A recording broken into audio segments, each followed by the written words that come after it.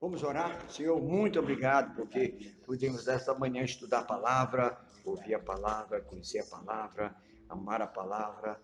Deus, a tua palavra diz que a fé vem pelo ouvir e ouvir a palavra de Deus, Pai. Queremos que nessa manhã o Senhor possa, ó Deus, aumentar a nossa fé, a nossa confiança, a certeza da nossa salvação e da nossa vida eterna, com perdão dos nossos pecados e com a graça de Deus sobre nós, em nome de Jesus. Amém.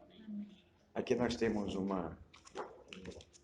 panorama de Jesus no começo, no ministério ali na Galileia. Nós vamos falar um pouquinho hoje, aí depois a gente vai dar uma olhada em tudo que aconteceu aqui, tá bom? Mas vamos ver aqui o capítulo 1 de Marcos. No domingo passado nós vimos algumas coisas sobre quem era Marcos, João Marcos, né? E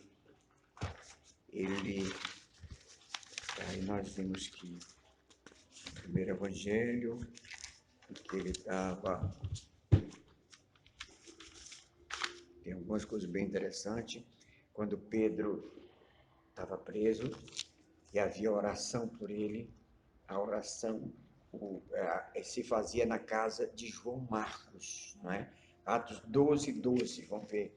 Atos 12, 12, só para a gente identificar um pouco aqui quem é.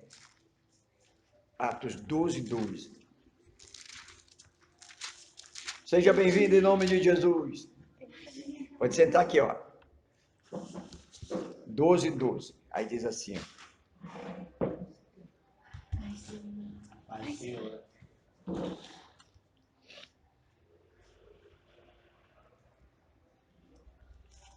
Foi aniversário da menina, né? Foi. Deu um abraço nela. Ontem eu fiz um bolinho para ela. Foi. Eita. Marcos, Atos 12, 12, diz assim, considerando ele a sua situação, resolveram ir à casa de Maria, mãe de João, cognado Marcos, onde muitas pessoas estavam congregadas e oravam. Então, esse João Marcos aqui é o João Marcos, que é o João que escreveu o Evangelho, tá? Então, aí a gente vai identificar que ele estava ali, né? Então, nós temos também 12 por 12 e 25, ainda no mesmo versículo, diz assim: Barnabé e Saulo, cumprindo a sua missão, voltaram de Jerusalém, levando também consigo João, apelidado de Marcos. É interessante que João, aqui ele é apelidado de Marcos, né? O João Marcos você pode escrever, ele é apelidado de Marcos. Agora é interessante também notar.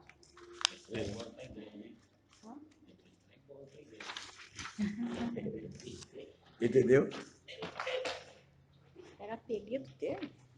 Pode estar aqui, ó. O nome é João. Bom dia. Bom dia. Dá uma galera na bancada aí. Daqui a pouco nós temos que botar outra mesa aqui. Legal, né? Tá filmando aqui? Ela pode vir pra cá, pode vir pra cá. Bom dia, bom dia. Peraí, mas a gente vai ficar longe da Carla? Não tem problema. Imagina. Está estudando o Evangelho de Marcos. A gente foi em Atos, só que não onde aparece o nome de Marcos. Nós vamos estudando o Evangelho de Marcos, e aí nós estamos identificando quem é Marcos, né? Vamos fazer a oração primeiro? Pai, em nome de Jesus de Nazaré, abre a nossa mente, o nosso coração, a nossa vida, ó Deus amado, ilumina a Escritura para cada um de nós, em nome de Jesus. Amém. Eu já tinha orado, né? Você reforçou. Eu comecei a orar que eu me lembrei. Então, aqui em Atos capítulo 12, ele está falando aqui quem era Marcos, né? Que era filho de Maria. E aqui no versículo 12 diz assim: considerando ele a sua situação, resolveu ir à casa de Maria, mãe de João, cognado Marcos, onde muitas pessoas estavam congregadas e oravam. Então, na casa dele tinha um movimento de oração. No versículo 25, diz assim: Barnabé e Saulo, cumprida a sua missão, voltaram de Jerusalém, levando também consigo a João, apelidado de Marcos. Então, esse João Marcos é o João que escreveu o Evangelho, entendeu? Aí nós vamos ter outro texto aqui, lá em Atos 15, um pouquinho mais para frente, 15, 35 a 39, diz assim: Barnabé e Saulo demoravam-se em Antioquia, ensinando e pregando com muitos outros a palavra do Senhor. Alguns dias depois, disse Paulo a Barnabé: voltemos agora para visitar os irmãos por todas as cidades nas quais anunciamos a palavra do Senhor, para ver como passam. E Barnabé queria levar também João, chamado Marcos. Esse João Marcos aqui é o que escreveu o Evangelho. Mas Paulo não achava isso justo.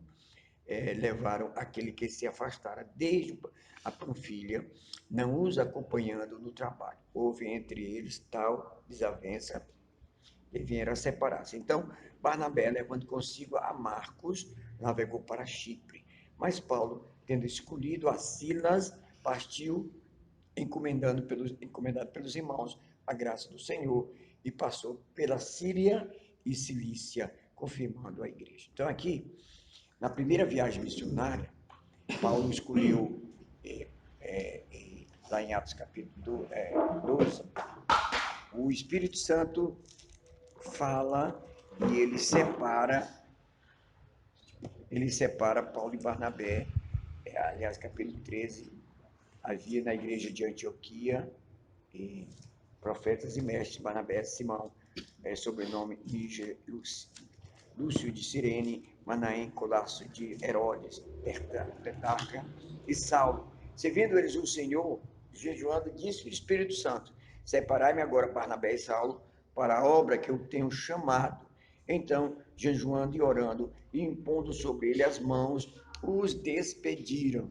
Então, o Espírito Santo escolheu aqui Barnabé e Saulo para uma viagem missionária.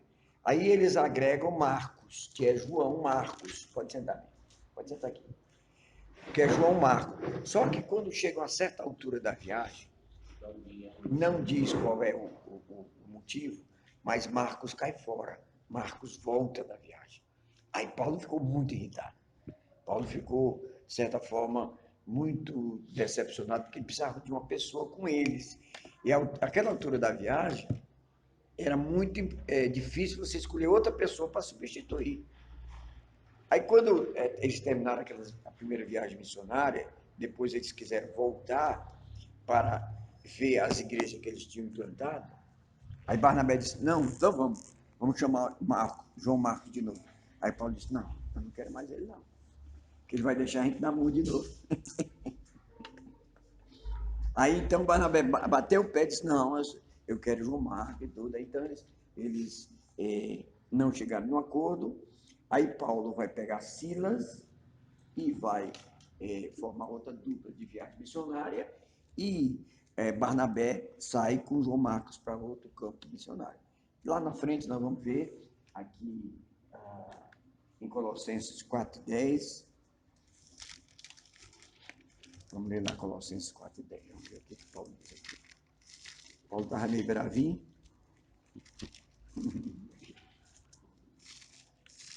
O judeu gosta de discutir, gosta de colocar as coisas em discussão. 4:10, o que diz? Vamos ler todo mundo?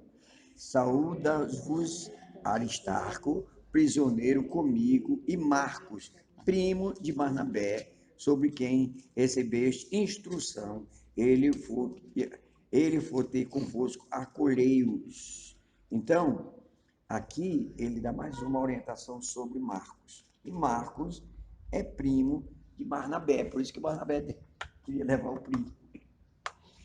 E Paulo agora recomenda, né, que receba instrução se for convosco. Então, Paulo agora está está demonstrando que aquilo que ele tinha no passado, ele não tem mais com João Marcos. Já acabou, né? Aqui em 2 Timóteo 4 e 11, também vai falar a mesma coisa. 2 Timóteo 4 e 11.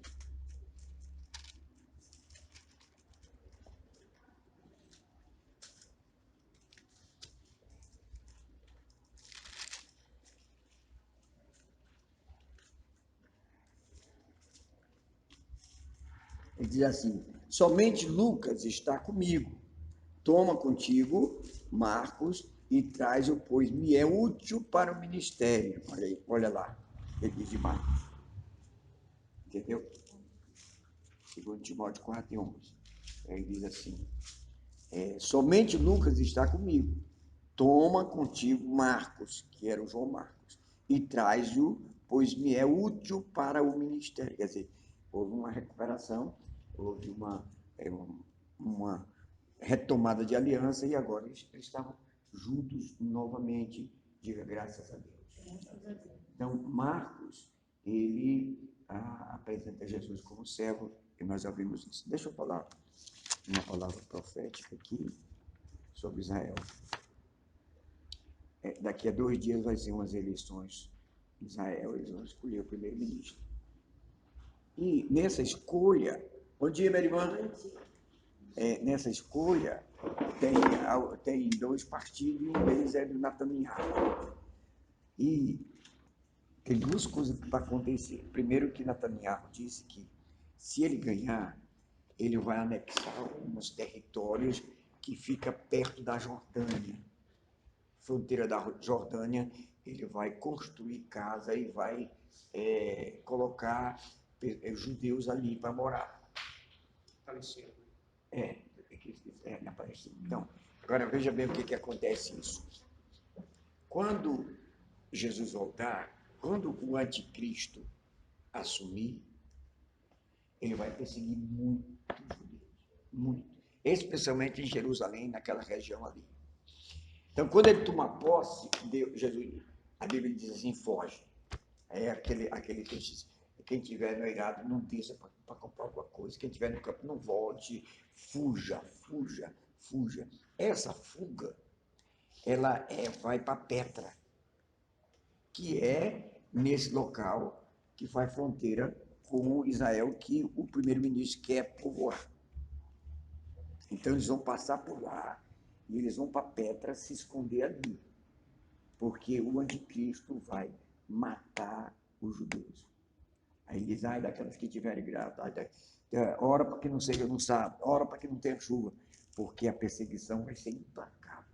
E eles têm que correr, eles não podem esperar. Quando o anticristo bater, eles vão correr. Então, foi uma grande notícia que o Benjamin Netanyahu deu, e, de certa forma, já preparando o caminho para essa fuga. Em segundo lugar, é que eles vão anunciar o plano de paz, e provavelmente no plano de paz está incluído a construção do templo. E se o templo for construído, começar a ser construído, então a gente pode contar que está muito próximo, porque o anticristo vai sentar no templo. Vai demorar muito, né? E ontem, o Irã atacou os poços de petróleo da Arábia Saudita. Os 2 maiores. Então, provavelmente, daqui a 15 dias vai estar petróleo. Vai aumentar o preço absurdo. Mas vamos para frente, muito bem. Agora nós vamos voltar lá para o Evangelho de Marcos, o Evangelho de Marcos, capítulo 1. Aí nós vamos ver aqui algumas coisas. Eu já falei para vocês que Marcos, ele não para muito para explicar, ele é mais um jornalista. Ele diz o fato, ele resiste o fato, né? Agora ele começa aqui no capítulo 1, ele diz assim: princípios do Evangelho de Jesus Cristo, o Filho de Deus. Então, 2 evangelhos têm a genealogia, que é Mateus e que é Lucas. E 2 não têm a genealogia, que é Marcos e que é João. A genealogia de Mateus é necessária porque o judeu, eles querem prova. Então, eles querem saber se o Messias vem da linhagem de Davi. Então, é necessário que Mateus, como foi escrito para os judeus, tivesse uma genealogia, que eles vissem a história de Jesus. Lucas, quando escreve a genealogia, Lucas, ele é um médico. Então, ele vai falar da parte humana. E como é da parte humana, ele vai também registrar a genealogia de Jesus. Entendeu? Agora, Marcos, ele já começa o evangelho no ministério de João Batista. Por quê? Porque, na verdade, para os gentios, não importa muito a genealogia. E como Jesus é apresentado em Marcos como servo, o servo, ele não tem... quando você vai comprar um escravo, um servo, você não vê a genealogia dele. Você quer ver o trabalho dele. Você quer saber se ele trabalha, você não quer saber de onde ele veio, como é que ele veio, quer saber se ele trabalha. E em João, Jesus é apresentado como Deus, e Deus não tem genealogia. Entendeu? Então, os dois, são 4 evangelhos, 2 têm a genealogia e 2 não têm a genealogia. Os 2 que têm os motivos, primeiro porque o judeu precisa saber o registro, e Lucas porque a parte humana, ele vai apresentar todas as características humanas de Jesus, e como uma pessoa humana, ele tinha que ter um registro. Tá? Marcos, ele é um servo, o servo não precisa de um registro. E João apresenta Jesus como o Deus, né? Ele começa, lá no Evangelho de João, ele começa assim, ó. No princípio era o verbo estava com Deus, e o verbo era Deus. Então, Jesus é o próprio Deus, então Deus não tem genealogia. É por isso que não tem a genealogia dele. Como ele é apresentado como Deus, ele não vai apresentar Jesus, não vai dar a genealogia de Jesus. Está entendendo? Então, tudo tem um porquê. Agora, nós vamos... aqui Marcos ele continua. Conforme está escrito na profecia de Isaías. Vamos ler todos juntos, o 2 e o 3? Conforme está escrito na profecia de Isaías. Eis que aí viu diante da tua face o meu mensageiro, o qual prepararás o caminho. Voz do que clama no deserto, preparai o caminho do Senhor, endireitai as veredas. Amém. Agora nós vamos, para a gente entender isso aqui, nós temos que ir lá em Isaías capítulo 9.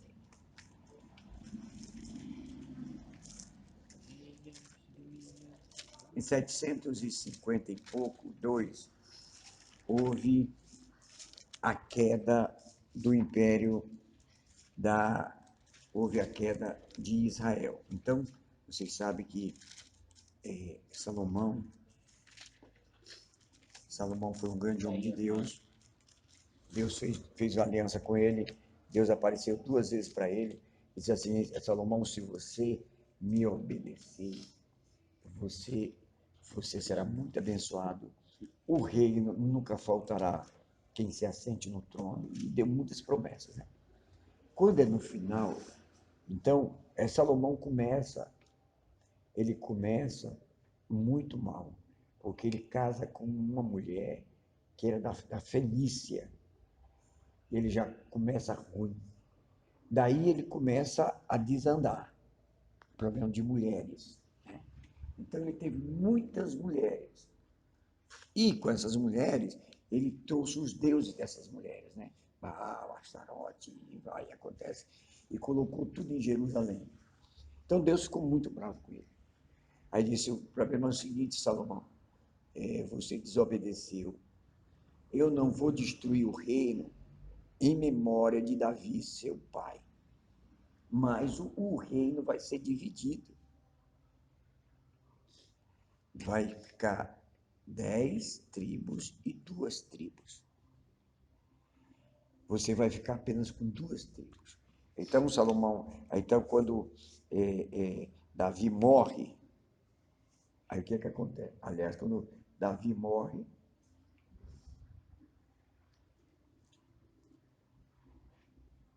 quando Salomão morre, os filhos dele, eles vão disputar o reino. Então tem Reboão e Jeroboão. Esse Jeroboão, ele já tinha feito um levante para tomar o reino e tal, não sei o quê. E depois ele vai para o Egito, fica morando no Egito.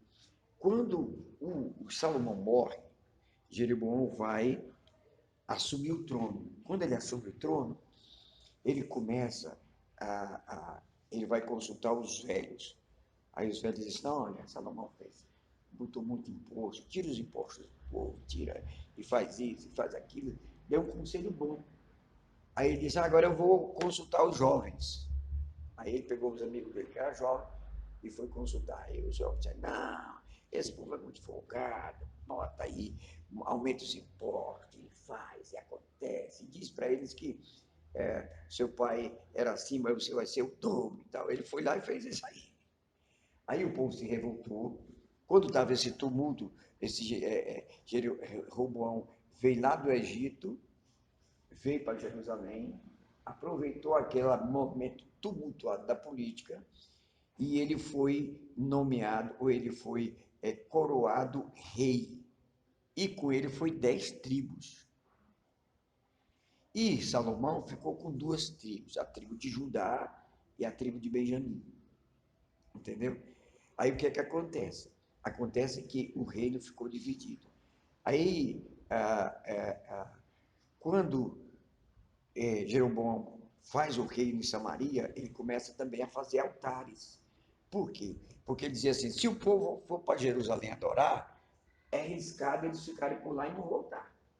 Então, eu vou fazer os altares aqui, eles não precisam para lá, então fica comigo. Aí eles ficou naquela peleja, Deus desagradou muito, então Deus disse que eles iam para o cativeiro. 750 e pouco, a Assíria invadiu o reino do norte.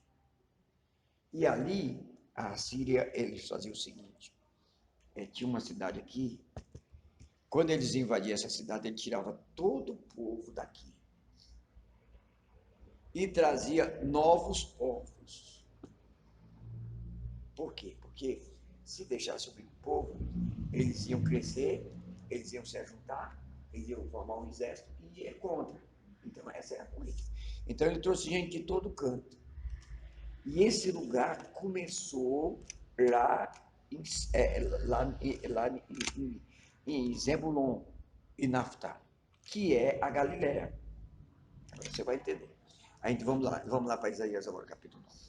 Vocês entenderam aí a história, né? Então vamos ver o que vai acontecer aqui, ó. Alguém pode ler o versículo 1? Mas para a terra que estava aflita, não continuará a obscuridade. Deus nos primeiros tempos tornou desprezível a terra de Zebulon e a terra de Naftali, mas nos últimos tornará glorioso o caminho do mar, além do Jordão da Galileia, dos gentios. Vamos ler todo mundo os 2? O povo que andava em trevas viu grande luz, a região da sombra da morte resplandeceu a luz. Então preste bem atenção, irmão. Aqui, Zebulon e Naftali é a Galileia. Então, essa região aqui da Galileia, toda ela, é onde a Assíria invadiu. Quando ela invadiu, ela trouxe os povos. Quando ela trouxe os povos, ela chamava Galileia do Gentil. Por quê? Porque veio muito gentil. Então, o pessoal de Israel, em Jerusalém, tinha a Galileia como de segunda linha, porque tinha os gentios. Como o diabo começou a destruição na Galileia, Jesus vai começar a reconstrução na Galileia. Você está entendendo? Então Jesus vai lá onde estava a ferida, lá onde estava o problema, lá onde começou tudo. Ele podia ter começado em Jerusalém, mas ele vai desfazer o que o diabo fez. Foi o que o diabo fez. Fez isso aqui, ó. Levou as trevas, o povo que andava em trevas. Viu grande luz. E aos que viviam na região da sombra da morte, resplandeceu-lhe a luz. Porque ali virou uma bagunça, ali nessa região aqui, encheu-se de gentio, gente de todos os povos. Aí você tinha muitos deuses, muitos altares, muita superstição. Você tinha tudo enquanto ali. E quando você vai na Galileia, você foi na Galileia, não? Exato.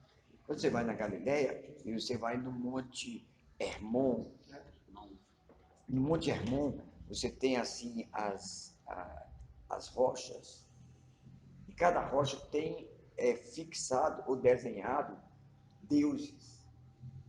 Deuses de todo jeito. Por quê? Porque ali era uma rota também para ir para a Síria. Aí eram os deuses dos viajantes. Aí um tinha Nossa Senhora, tinha ele, não sei quem, então, vai ser, tu tens alegrado e aumentado. Vai tirar o jugo. Estão entendendo?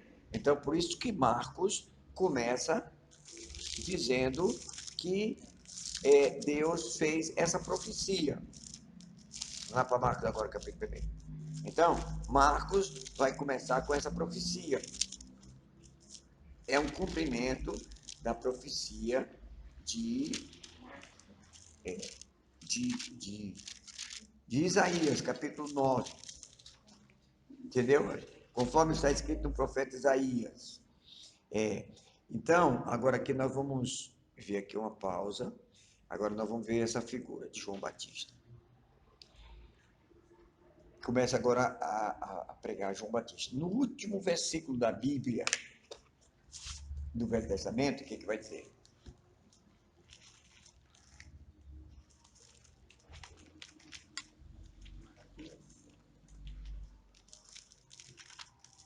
No último versículo da Bíblia, do Velho Testamento, lá em Malaquias, o que diz? Ele converterá o coração dos pais. O versículo 5 diz assim: Eis que eu vos enviarei o profeta Elias, antes que venha o grande e terrível dia do Senhor. Então, esse profeta Elias é João Batista. Então, essa promessa aqui, que ele ia enviar João Batista, Elias, é João Batista. Entre Malaquias e Mateus, tem um silêncio de Deus na escrita 500 anos. Por 500 anos, Deus não falou mais. Entendeu? Então, para que aí recomeça, Marcos recomeça com o Elias. Quem é Elias? João Batista. Então, o que diz aqui? Apareceu João Batista no deserto, pregando o batismo de arrependimento. É a chave. Diga assim, é a chave. Diga assim, arrependimento é a chave. Então, irmão, só tem um jeito para o povo, o mundo, é arrepender. Mas o povo não quer se arrepender. Só tem um jeito para a humanidade. Qual é? Se arrepender com um pacote. É se arrepender, deixar e começar novo modo de viver. Quer dizer, a pessoa diz, não, me arrependi. Mas continua na mesma coisa, na mesma peleja. Então, ele vem, aí diz aqui o texto da palavra, saía a ter com ele todas as províncias da Judeia, todos os habitantes de Jerusalém, confessando os seus pecados, batizado no Rio Jordão. As vestes de João, aí dá uma característica aqui de João Batista. Então, João Batista é aquele que grita dizendo que vem um novo tempo, um novo ciclo espiritual num relacionamento de Deus com os homens. É num momento de transição. E eu já tenho falado aqui na igreja que agora nós vivemos outro momento de transição. Nós vamos passar desse reino agora para o outro período que é o milênio. E quem vai fazer essa transição não é João Batista, é Jesus. lindo de Jesus. Entenderam? Alguma pergunta até aqui, que eu já falei demais, chega, estou rouco. Pastor, lá no Monte Hermon, lá é onde foi feito aquele templo, lá na caverna, né? Aquela caverna que... É, a garganta do diabo, que Garganta eles do chamam. diabo. Lá no Monte Hermon, que tem... Monte Hermon ele é o do Salmo 133 também, né? Ele diz assim, é como o monte do Hermon, que desce sobre o monte de Sião, e ali ordena o Senhor a sua bênção, porque é o ponto mais alto, e lá tem um mistério. Lá todo o tempo tem um gelo.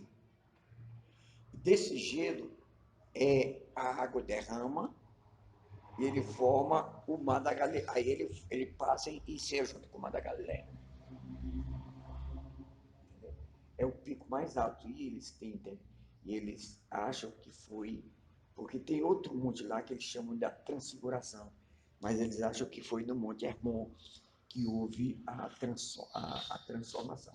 Então, o Monte Hermon, vocês têm que... Mas ele fica ao norte, ele já fica no limite com a Síria e o Líbano. São as duas fronteiras que tem. Mas vamos para cá.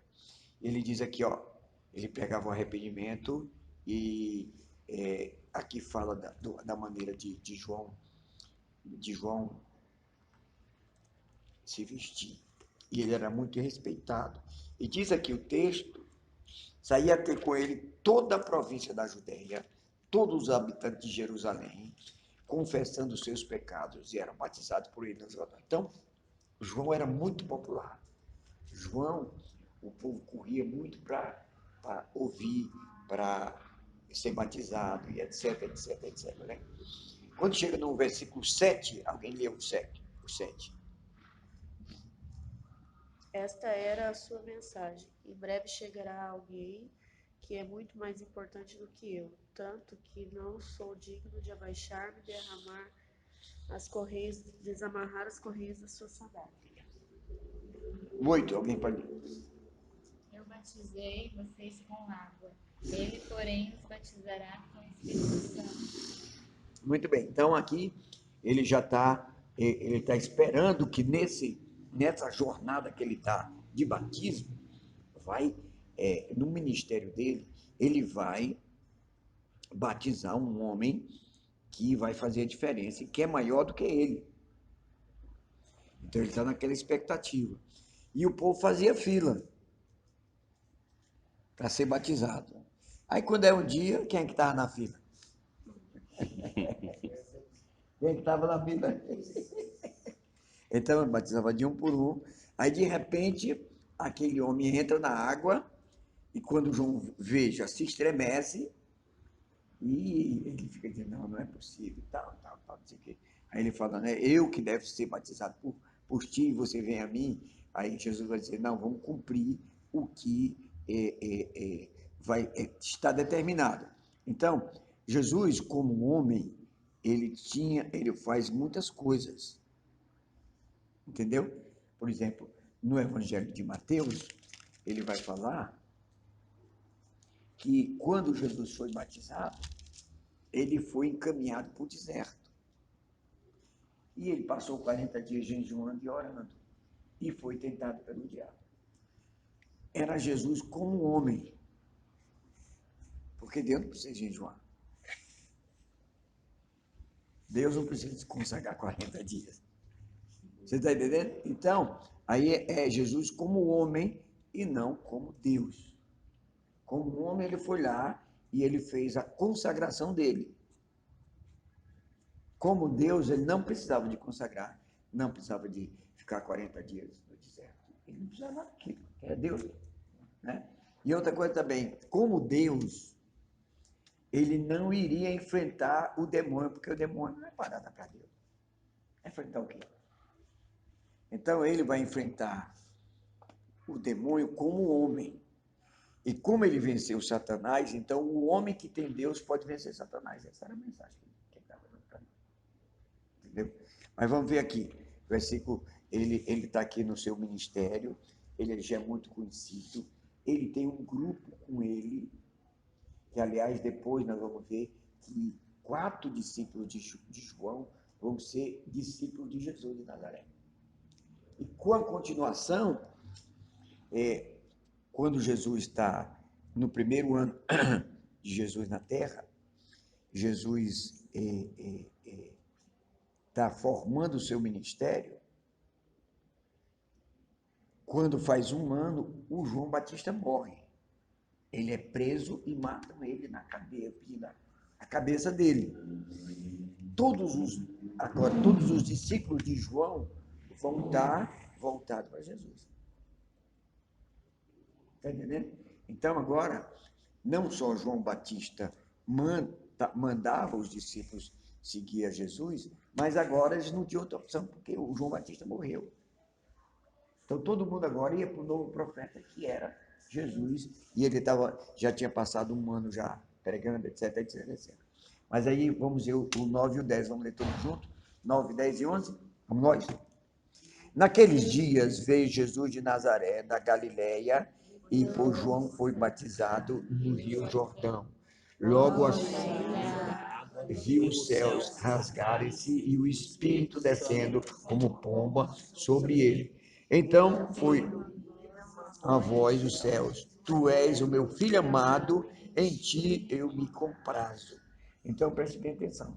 Jesus vai descer para o Jordão, aqui, né? Ele estava aqui em Nazaré, ele morava aqui em Nazaré, ele desce aqui para o Jordão, e aqui ele é batizado por João Batista. Entendeu? Então, aí Jesus começa daqui o seu ministério. Por quê? Porque aqui nós vamos ter aqui algumas coisas. Primeiro, eu falei para vocês que ele não furou a fila. Ele furou a fila. Eu achei muito interessante a atenção na pregação. Tinha 3 pregadores. Né? E o cara falou sobre fila. Só, o camarada está no banco, na fila do banco, está reclamando, e está dizendo, e está acontecendo, e tal. Olha, na fila do banco, você vai fazer 3 coisas. Ou você vai pagar, dê glória a Deus que você tem dinheiro para pagar. Ou você vai receber, glória a Deus, porque você vai receber. Ou você vai depositar. E glória a Deus, porque você vai depositar. Então, você vê gente na fila do banco reclamando, falando, chegando, em vez de agradecer a Deus, porque está naquela fila, né? Porque tem muita gente que não está na fila, porque não tem, nem tem o que receber, nem tem o que pagar, nem tem o que depositar, não é verdade? Eu estava até pensando nisso. Eu falei, poxa, Jesus estava lá no fim da fila, ele, como homem, dependendo do homem, ele já podia dar uma carteirada ali e falar, Jesus aqui lá de frente. E era primo dele. E além de ser. No fim da fila lá, aí o João Batista falou, esse é o. E ele lá. E sem dúvida nenhuma, o João viu, deve ter visto, né? E ele era primo de Jesus, né? Acho que eles não tinham muito contato, né, pastor? Porque quando João Batista recebe ele para o batismo, a impressão que dá, no que a gente vê, é que eles não tinham muito contato entre eles. Era como se fosse uma pessoa, apesar de serem primos, eles não tinham, a impressão que dá, eles não tinham muita convivência, porque quando Maria foi ter com a prima dela, ela ficou 6 meses lá para depois voltar para casa, como se fosse um lugar meio distante, né? Tipo assim, eu não vou toda hora ali, então eles não tinham contato de estar, meu primo mora ali do lado, né? Essas coisas. Então, o que acontece é o seguinte: os 30 anos de Jesus, eles não são revelados. O que a gente tem de informação são informações além da Bíblia, não está na Bíblia.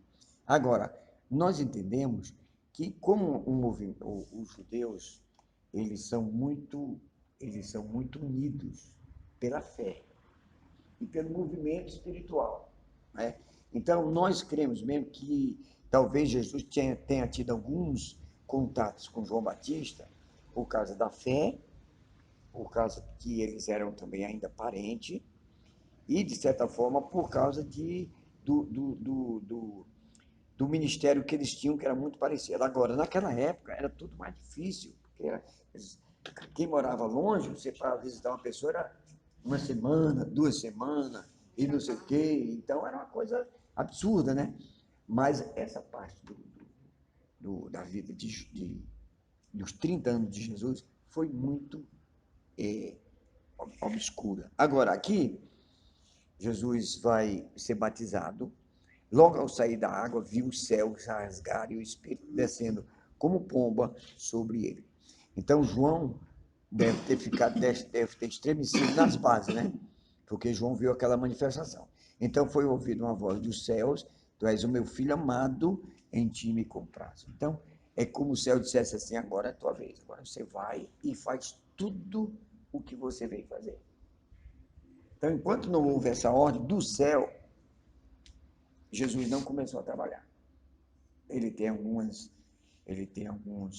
momentos, só, aliás, o momento quando ele tinha 12 anos, que ele ficou no templo, só fala aquilo ali, e depois não fala mais nada. No versículo 12 e 13, alguém podia ler? E logo o Espírito o impeliu para o deserto, onde permaneceu 40 dias, sendo tentado por Satanás. Estava com as feras, mas os anjos o serviam. Muito bem. Mateus vai falar isso bem claro, né? Nós não vamos lá, mas nós vamos fazer o seguinte, vamos ver aqui. Jesus foi bater lá pelo Espírito no deserto. E do deserto ele sai um profeta. E do deserto ele sai um missionário.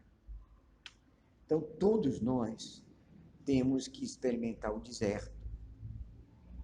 Todos nós temos que estar no deserto, passar pelo deserto. Então, Jesus passou aqui no deserto, aprendeu, estou falando como homem, né? Porque como Deus, ele não precisava aprender nada. Mas como homem, ele aprendeu, passou 40 dias sem comer e sem beber, e ele agora sai do deserto com vitória, vitorioso, né? E ele diz aqui que os anjos o serviam. Então, aqui nós estamos vendo o ministério dos anjos. Jesus é tentado, ele vence, por isso ele pode ajudar quem é tentado.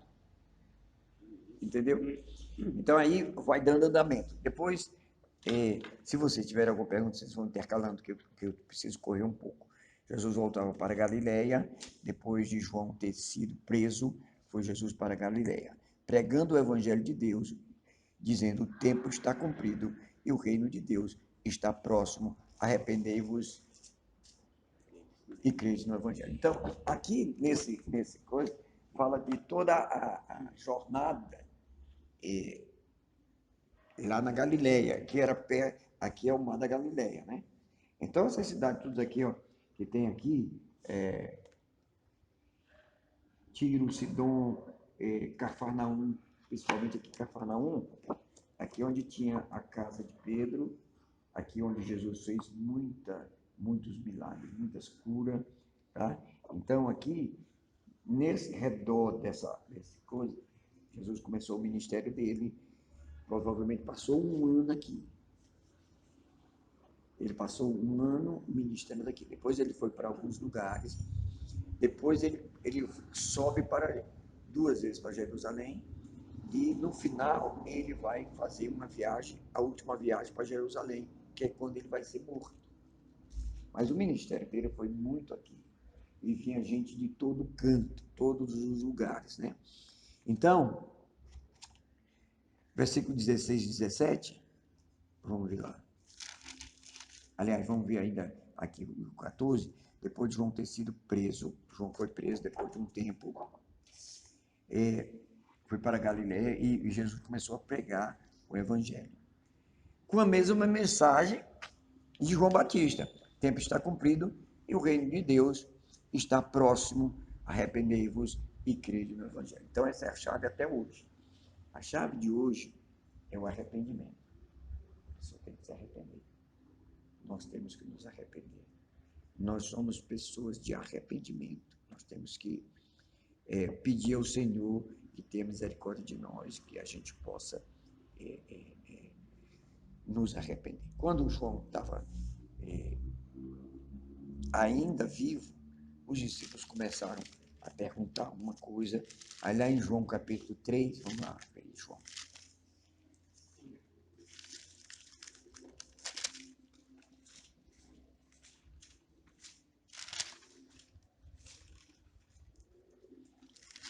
Jesus dá testemunho do João.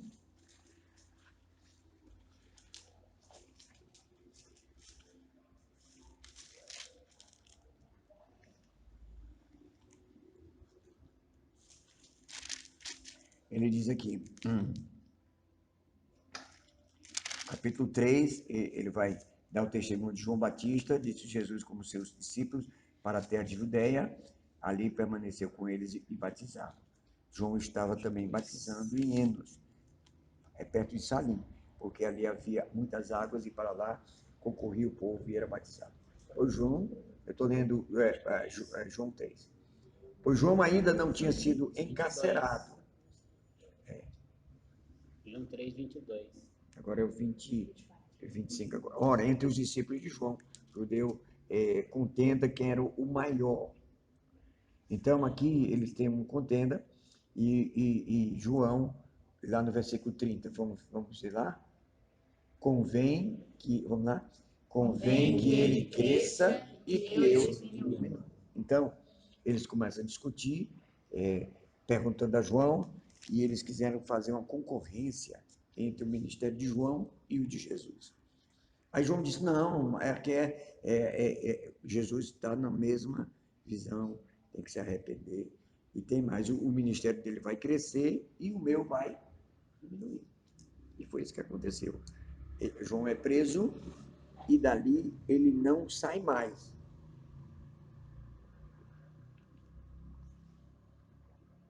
João vai ser morto.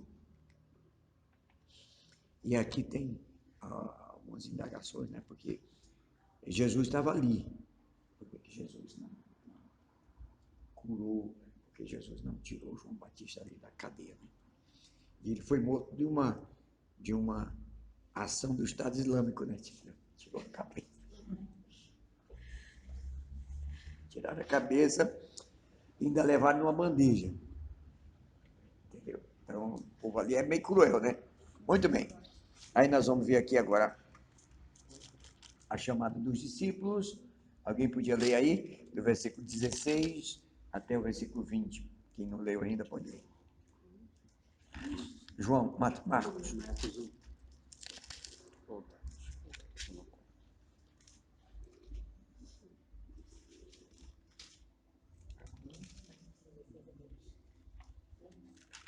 Pode começar, irmão. 16, pastor. Capítulo 1, 16 e 20. Caminhando junto ao mar da Galileia, e os irmãos Simão e André, que lançaram e pediu ao mar, porque eram pescadores. Pescador, muito bem. 17, alguém pode ler? Disse-lhe Jesus, vinde após mim, eu vos farei pescadores de homens. Então eles deixaram imediatamente as redes e o seguiram. 18. Pouco mais diante, viu Tiago, 19, filho de Zebedeu, e João, seu irmão, que estavam no barco, consertando as redes. Os 20, todo mundo? E logo chamou, deixando eles no barco, seu pai, Zebedeu, com os empregados, seguiram após Jesus. Amém? Graças a Deus. Então, ele vai escolher gente simples, pescadores. E os homens ficam com mais ódio ainda, porque eles deveriam ter escolhido o sumo sacerdote, os escribas, os fariseus, os camaradas que tinham muita coisa e tal. Ele vai escolher o povo simples. Ele vai capacitar aquele povo. E assim como eles tinham a habilidade de pescar peixe, agora Deus ia dar a habilidade para eles pescarem homens para o reino, né? Então aqui eles falam, ele fala dos seus discípulos, lá no Evangelho de Mateus também, capítulo 10, vamos dar uma olhadinha, Mateus 10, ele diz aqui, tendo chamado, 10 versículo 1, tendo chamado os 12 discípulos, deu Jesus autoridade sobre os espíritos imundos para os expelir, para curar toda sorte de doença e enfermidade. Ora, o nome dos 12 dos apóstolos são estes. Primeiro, Simão, por sobrenome Pedro, André, Tiago, filho de Zebedeu, João, seu irmão, Filipe, Bartolomeu, Tomé e Mateus, o publicano, Tiago, filho de Alfeu, e Tadeu, Simão o Zelote e Judas Iscariote, quem o traiu. Então, aqui tem o nome dos 12 discípulos, a tarefa era pregar o evangelho com sinais, entendeu? Aí, Jesus forma a equipe, essa equipe não foi formada logo. Quando ele vai em Caná da Galileia, ele está só com alguns discípulos, não está com todos. Depois que João morre, passado um ano, é que a equipe está toda formada. Então, o primeiro ano de Jesus foi um ano de preparação. Ele estava preparando a sua equipe de trabalho. Porque quando a gente lê o Evangelho, a gente pensa que Jesus já está com aquela equipe, já está com aquele time trabalhando, mas não. Ele foi... Já está formado, mas não estava formado. Quando ele se batiza, tem logo um discípulo que vem, que é João. João era discípulo de João Batista. E já vai ser, né, discípulo de Jesus. Vai chamar também o seu irmão, que é André. O João e André já vai ficar juntos. E Jesus vai ter algumas pessoas com eles ali. Ele vai ter alguns que vão ter intimidade, Pedro, Tiago e João. Entendeu? Então, era Tiago, que era o irmão de João. Então, eles andavam sempre, e Jesus tinha muita confiança. E também, irmãos, a fé é uma coisa interessante. Você tem várias pessoas na igreja, mas você sabe que uma vai até ali, a outra vai até acolá. Você conhece a fé, o grau de fé das pessoas. Está entendendo? Então, Jesus também conhecia e ajudava todos eles. Depois, aqui ele começa a fazer as curas. Então, ele começa a fazer o seu ministério, agora, os primeiros milagres. O primeiro milagre, na verdade, ele vai descer aqui de Nazaré, e ele vai para Caná da Galileia. Aqui é Nazaré, e ele desce para Caná da Galileia, que é também aqui perto do mar da Galileia. E vai ser o primeiro milagre que ele vai fazer, a transformar a água em vinho, certo? Marcos vai começar com outros milagres, depois ainda ele vai para Cafarnaum, ele ali faz morada. Jesus tem uma casa em Cafarnaum, que era a beira da praia. Cafarnaum era muito importante. Tinha um porto, tinha muito movimento de negócios, né? Compra e venda de peixe, de mercadoria e tal. E Jesus estava ali no fuxico para salvar aquele povo. Não só o povo da Galileia, que eram os judeus, mas também vinha gente de todo canto. E a fama dele começa a se espalhar, né? Então, ele vai curar aqui um endemoniado e vai ter aqui algumas coisas interessantes sobre a cura desse endemoniado. Vamos ver aqui a cura do endemoniado. Vamos lá. Quem não leu ainda? Você já leu? Já. Quem já leu? 21. 21. Depois entraram em Cafarnaum e logo no sábado foi ele ensinar na sinagoga. Pode ler mais. Maravilharam-se da sua doutrina, porque os ensinava como quem tem autoridade e não com os espíritos. Não tardou que aparecesse na sinagoga um homem possesso do espírito imundo, o qual brandou. Olha aí. Temos nosso contigo, Jesus Nazaré. Vieste para perder-nos? Bem sei quem és, o Santo de Deus. Pode continuar. Mas Jesus o repreendeu, dizendo: cala-te e sai desse homem. Então o espírito imundo, agitando violentamente, bradando em alta voz, saiu dele. Todos se admiraram a ponto de perguntarem entre si: que é isto, uma nova doutrina? Com autoridade ele ordena aos espíritos imundos e eles lhe obedecem. Então correu-se-lhes a fama de Jesus em todas as direções, por toda a circunvizinhança da Galileia. Muito bem.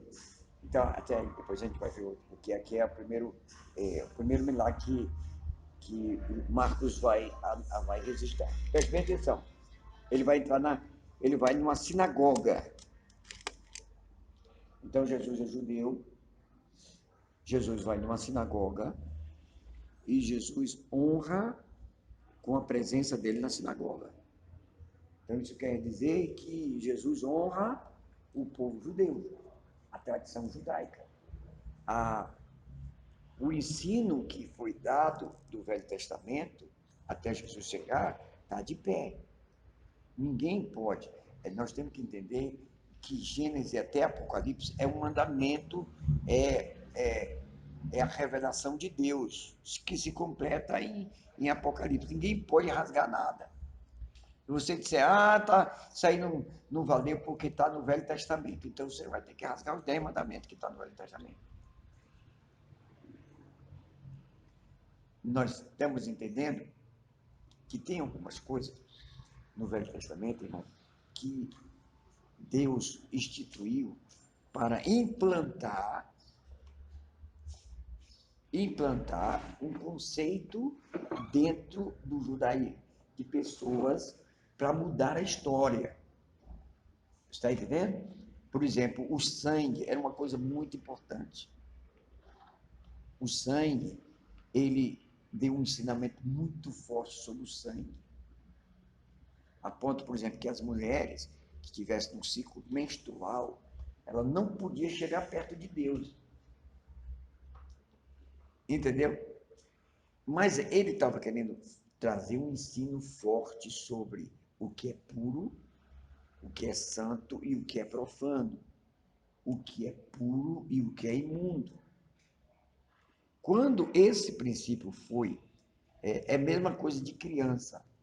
Por exemplo, nós que somos pais aqui, você tem uma criança, até 2 anos você dá um princípio. 3 a 4 anos você dá outro princípio. Você vai dando esse princípio. Quando ele chega com 10, 15 anos, você não vai dar os princípios que você deu quando ele tinha 1, 2 anos, que não serve mais. Você está entendendo? Então, hoje em dia, por exemplo, as mulheres que têm um ciclo menstrual, ela não pode, de certa forma, pegar aquela doutrina do passado e dizer, não, eu estou imunda e eu não posso fazer tal coisa. Isso não existe. Por quê? Porque aquele princípio, ele foi ensinado naquela hora. Conceito de o que é puro e o que é impuro. Estão entendendo? Tem alguma pergunta? Mesmo a questão da higiene, né, pastor? Porque naquela época as mulheres elas se separavam, elas iam para o rio, porque elas eram consideradas sujas, né? Por isso que até hoje o judeu não dá a mão para a mulher, né? Ele não sabe quando ela está no período, no ciclo dela, né? Então ele não cumprimenta porque ele considera ela impura, porque ele não sabe. Então, mas a questão da higiene hoje mudou muito também, porque hoje as questões de higiene são melhores, né? Tem essa questão aí. Mas o que Jesus queria ensinar muito forte é a questão de você saber separar o santo do profano. Então tinha coisa muito forte. Por exemplo, naquela época, eles faziam muita coisa com o corpo do morto. Beijava, fazia, acontecia, blá, blá, blá. Então Deus vai fazer uma coisa muito forte com o corpo. Ele vai dizer, não toque naquilo que é imundo. Não toque o que é morto. Então ele estava querendo dizer para nós que o pecado, o salário do pecado é a morte. E que nós não podemos brincar, tocar no pecado, senão nós vamos virar morto também. Então era um ensinamento muito forte. Mas hoje em dia você vê, você vai num velório, a pessoa beija o defunto, faz isso, se abraça, beija e faz, e acontece tudo. Naturalmente, que isso é uma coisa boa e tal, mas cada um. Mas Jesus não vai fazer o mesmo princípio que ele disse lá no Velho Testamento. Porque o princípio já foi aprendido. O que foi aprendido? Que a gente não pode mexer com coisa morta. E o que é coisa morta? O pecado. Você está entendendo? Então, alguns que vão... Aqui nós temos algumas coisas do judaísmo, mas a gente aplica ao cristianismo, aos ensinamentos. Aí tem pessoa que vai para o judaísmo e quer fazer tudo que está lá atrás. Está entendendo? Aí não quer tocar no morto. Aí se alguém tocar no morto, ele acha que de certa forma ficou imundo também. Agora, o que fica imundo não é você tocar no morto. O que lhe torna imundo é você mentir, é você roubar, é você ser orgulhoso, ser soberbo, ser falso. Isso aí causa morte. Mas você tocar no morto, não vai. Tanto faz como tanto fez. Você entendendo? O que torna impuro uma mulher não é ela estar no ciclo menstrual e vir no altar. O que torna a mulher e qualquer pessoa imunda é o pecado. Então, essas coisas a gente tem que aprender. Porque quando você tem essa visão, aí você sabe tratar todas as coisas do Velho Testamento. Se você não tiver a visão que Deus está disciplinando, está trabalhando, até chegar uma geração como nós, que as gerações passadas, elas passaram um ciclo forte de disciplina, é igual, não sei se vocês tiveram essa experiência, a gente que era mais velho e veio o mais novo. O mais velho apanhou pra caramba, aí o mais novo já não apanhou muito. Mas não é verdade? Porque o ciclo é diferente. Está entendendo como é que é? Então, assim também é o Velho Testamento. Então, as pessoas fazem muita confusão, quer pegar o que lhe agrada do Velho Testamento e ficar com ele, o que não agrada ele quer rasgar, quer tirar. E assim por diante. Entendeu? Tem alguma pergunta? Então, tocar no morto, eu acho que era do passado, então, atualmente é o pecado. Não, que Sim. não é lei, não. Era o ensinamento do pecado. Está entendendo? Porque, por exemplo os egípcios, eles tinham muita magia com o corpo morto, né? Então, quando você vai ver lá no Velho Testamento, ele diz que você não pode cortar o cabelo de uma certa forma, fazendo um corte aqui, né? Esse corte ele era feito com consagração a deuses falsos. Tanto que existem as múmias, né? Que eles guardavam os corpos para Exatamente. achando que no futuro poderia Exatamente. ressuscitar ou voltar. Então, são os conceitos que estavam ligados com mortos que Deus tinha que implantar uma disciplina para eles entenderem isso. Porque às vezes só explicando a gente não entende. Às vezes só ouvindo não entende. E agora nós temos uma vantagem que nós temos o Espírito Santo, que o Espírito Santo nos ensina todas as coisas, né? É o pecado, a justiça e do juízo. Muito bem, vamos para frente ou tem mais alguma pergunta? Já estamos terminando. Então aqui ele vai falar, aqui vamos ver aqui nesse endemoniamento. Ele estava na sinagoga, eles falam que é uma nova doutrina. Ele falava com autoridade.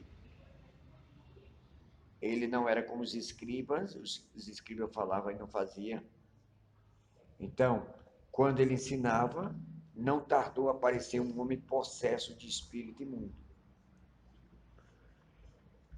Então, ele estava possesso, a Bíblia não vai falar se ele era o tranca-rua, Zé Pilintra, a pombagira, ele não vai falar porque em cada lugar tem uma manifestação e um nome que eles dão diferente, né? Ele chama apenas espírito imundo. E ele vai falar aqui algumas coisas. Veja aí o versículo 24, o que ele vai dizer. Vamos ler todos juntos? Quem temos nós contigo, Jesus Nazaré? Vieste para prender-nos? Bem sei que és o Santo de Deus. Agora eu vou fazer uma pergunta a você. O que o diabo falou é certo ou errado? Ele não é o santo, ele é Deus. Vamos lá? O que o diabo falou aqui é certo ou errado? Preste bem atenção. vieste para prender-los. Jesus veio para fazer o quê? Prender. Aí o que ele diz mais? Bem sei que és o santo de Deus. Certo ou errado?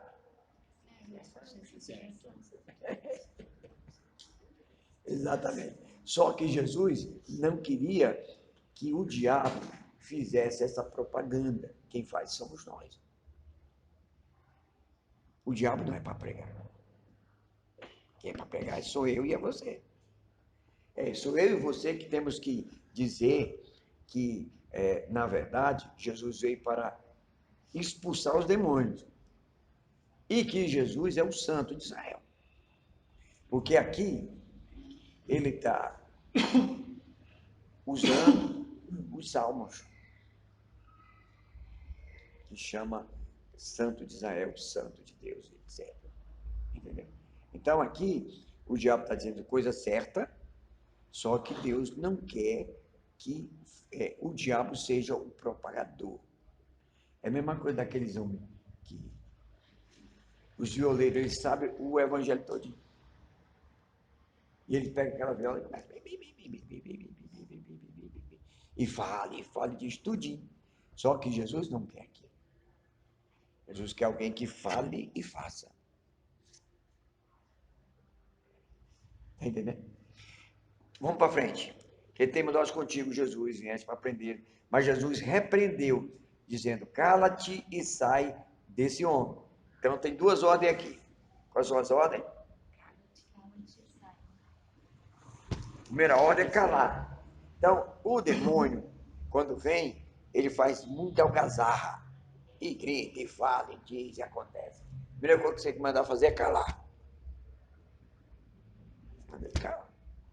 E depois Jesus mandou ele sair. Entendeu? Então, ele se ajudou.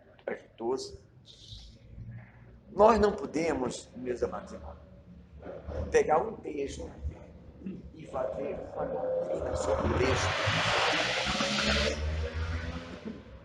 Quer dizer, aqui, ó.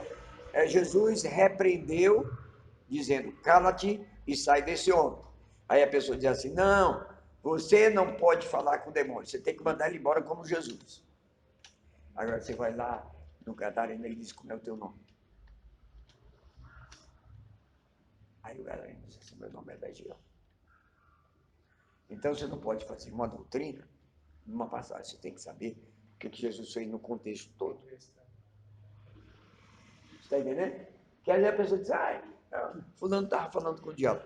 Eu sei que a Universal, ela fez algumas coisas meio esquisitas no passado, agora não faz menos, né? Mas entrevistava e fazia. E ele fazia aqueles negócios publicamente, assim, na televisão e tal. Às vezes é necessário ou é permitido você perguntar, o que você está fazendo? O que você está fazendo com ele ou com ela? Quem lhe mandou? Está entendendo? Às vezes há necessidade de fazer isso. Agora, quem não entende, quem não está numa visão espiritual e vê essa divulgação, eles vão julgar. Aí o julgamento do homem sai coisa muito bem.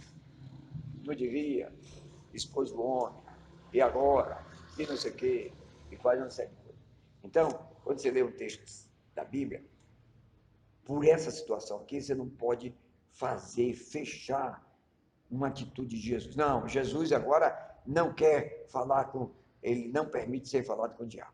Aí você vai lá para o Gadareno, e Jesus pergunta como é o nome dele. Como é o teu nome? Ele vai dizer, o meu nome é Legião. Aí provavelmente vai, o que você faz?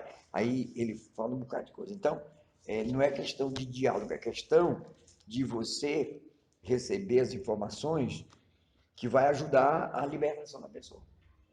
Entendeu? Alguma pergunta? Então, diz assim, ó. Então o espírito imundo, agitando violentamente e bradado em alta voz, saiu dele.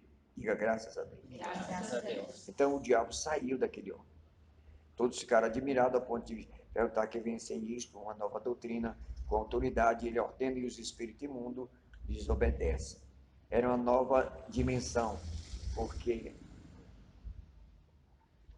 não tinha, no Velho Testamento, não tinha muitas, não foi escrito muitas manifestações satânicas, pessoa possessa.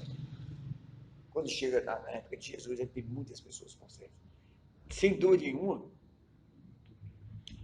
existiam muitas pessoas possessas naquela época, só que não tinha, de certa forma, esse portal aberto para você enfrentar os demônios. Nós que somos um pouco mais antigos, a gente pode ver lá no passado que tinha algumas pessoas que faziam alguma coisa que ela estava endemoniada. E naquela época ninguém ajudava porque não tinha esse benefício que a gente sabe agora.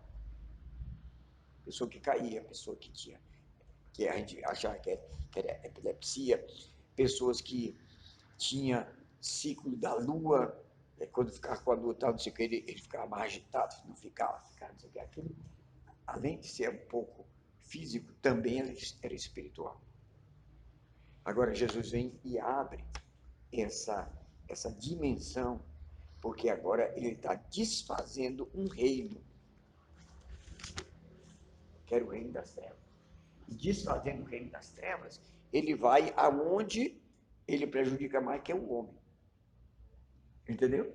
Então ele vai dar autoridade lá depois do capítulo 10 de Mateus, ele diz: eu dou autoridade para vocês expelirem os demônios.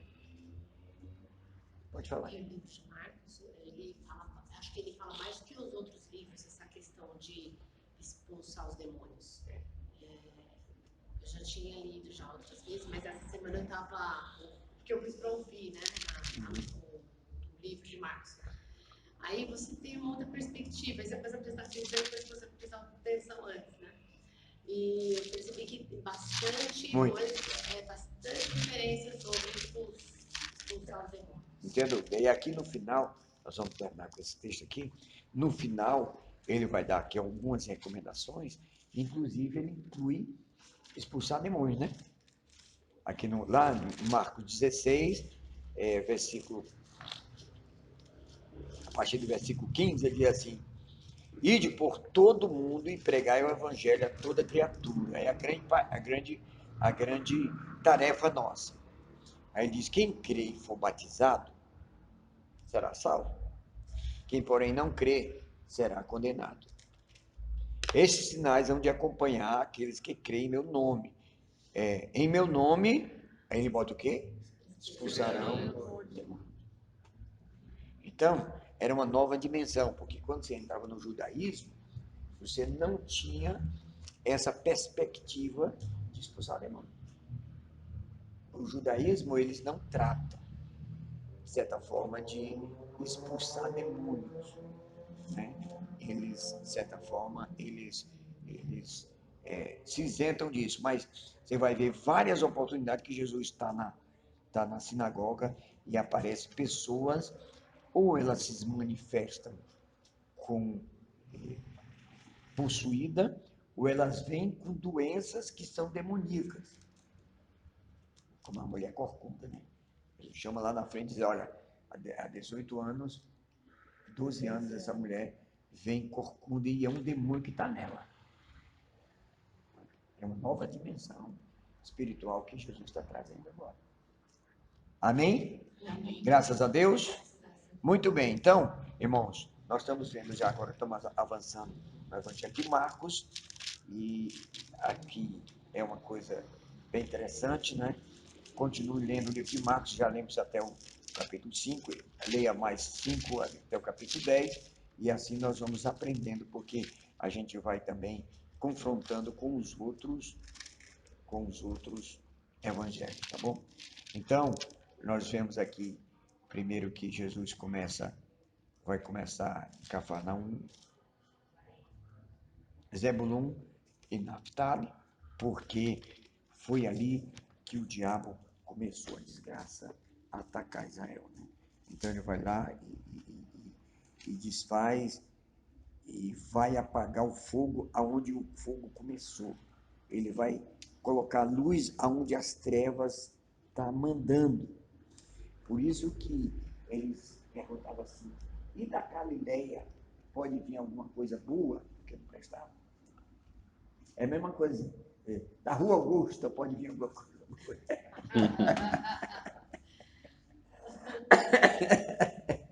Está entendendo? Um pouco exagerado, né? Mas um lugar que só tem pecado.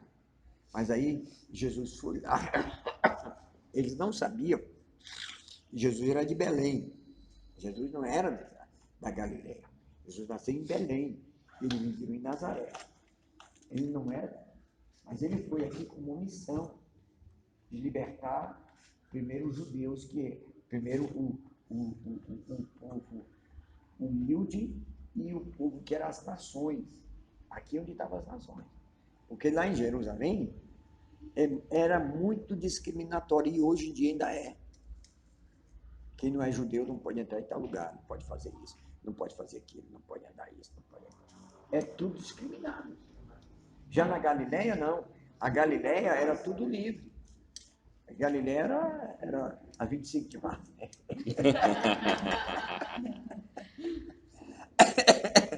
Amém, meus irmãos? Tem alguma dúvida?